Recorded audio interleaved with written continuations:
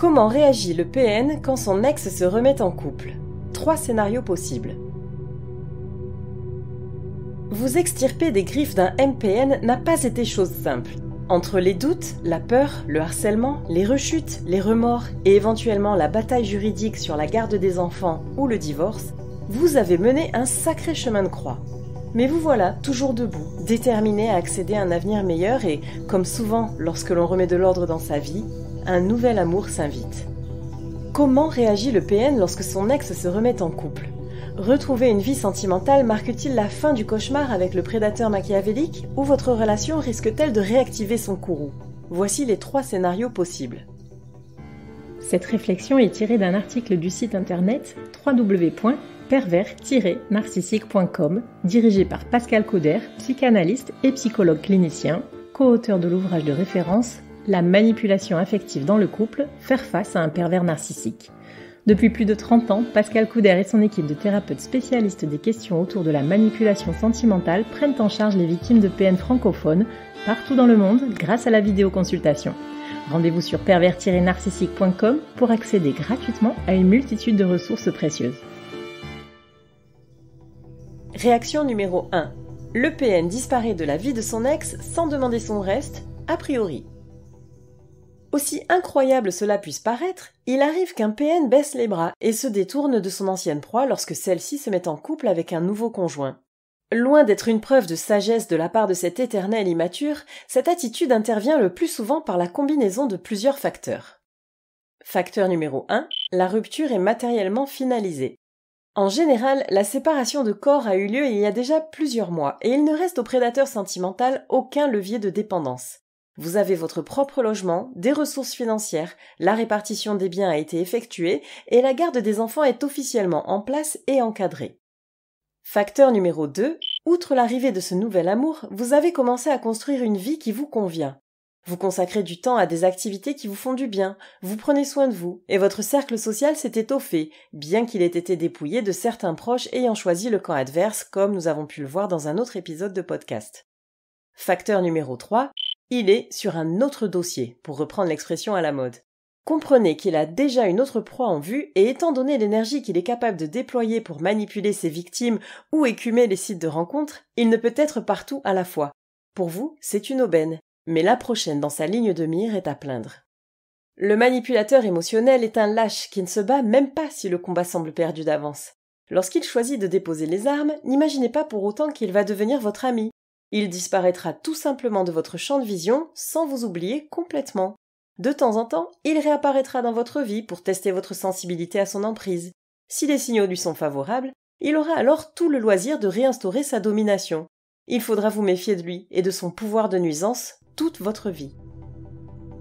Réaction numéro 2. Il occupe le territoire pour ne pas céder la place au nouveau conjoint.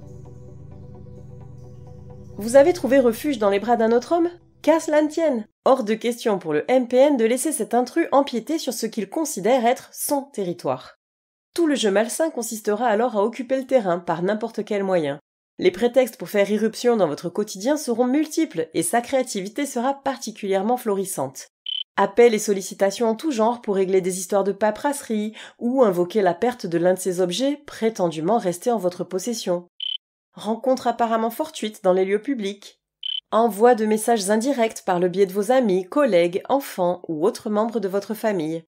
Ce comportement traduit un double objectif. Demeurer présent à votre esprit et faire savoir indirectement à son rival qu'il est toujours bien implanté dans votre vie, ce qui sous-tend qu'il n'y a pas de place pour le nouvel arrivant.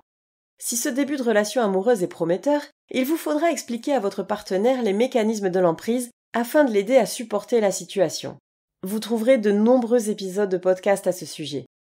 Restez tout de même vigilante, car il vous appartient de maintenir un maximum de distance avec le PN pour ne pas le laisser vous envahir à nouveau. Réaction numéro 3. Il tente de détruire la nouvelle relation de couple de son ex. Si le PN est toujours dans les parages et n'a pas réussi à évincer le nouveau conjoint par son omniprésence, il pourra passer à une phase plus offensive. Mission : destruction de l'amour naissant. Il mettra alors en place tout un tas de stratégies perverses pour vous dénigrer auprès de votre petit copain. Il inventera des histoires de tromperie ou lui fera parvenir des informations sensibles telles que des détails sur votre sexualité, votre enfance ou tout sujet confidentiel que vous auriez jugé prématuré d'aborder avec lui. Il tentera de vous faire passer pour folle et, comme à son habitude, renversera les rôles pour se placer en victime. Il pourra également influencer vos enfants de sorte qu'ils rejettent l'homme qui a pris la place de leur père dans votre cœur.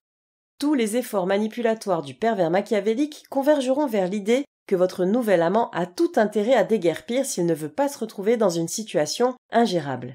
Et si les paroles ne suffisent pas, viendront les actes. Vandalisme, sur le logement, le véhicule ou tout autre bien de valeur. Divulgation de renseignements compromettants. Conversations SMS ou email, photos ou vidéos à usage privé. Révélations à caractère confidentiel, etc. Menaces ou tout autre acte malveillant. Violence physique, etc.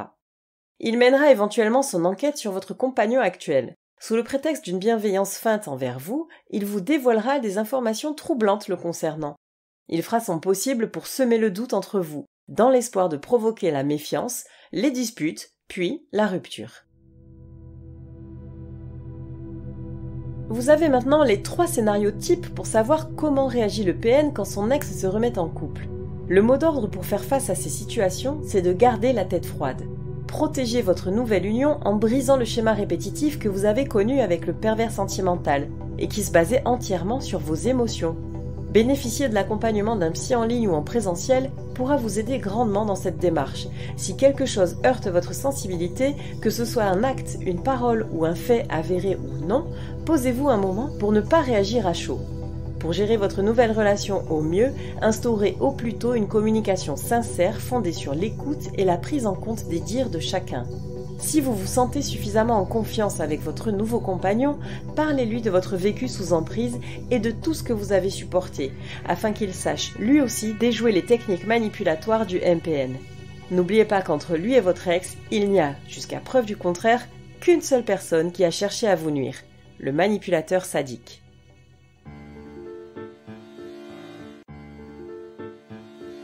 N'hésitez pas à vous faire accompagner par des thérapeutes spécialistes des questions de la perversité narcissique. Rendez-vous sur www.pervers-narcissique.com et trouvez-y de nombreux conseils sur comment gérer la séparation, comment gérer l'après, la reconstruction, et vous pourrez également rentrer en contact avec un membre de l'équipe. Ne restez pas seul. Merci d'avoir écouté ce podcast. Rendez-vous très prochainement pour un nouvel épisode. N'hésitez pas à vous abonner pour ne rien manquer des prochaines publications. À très bientôt.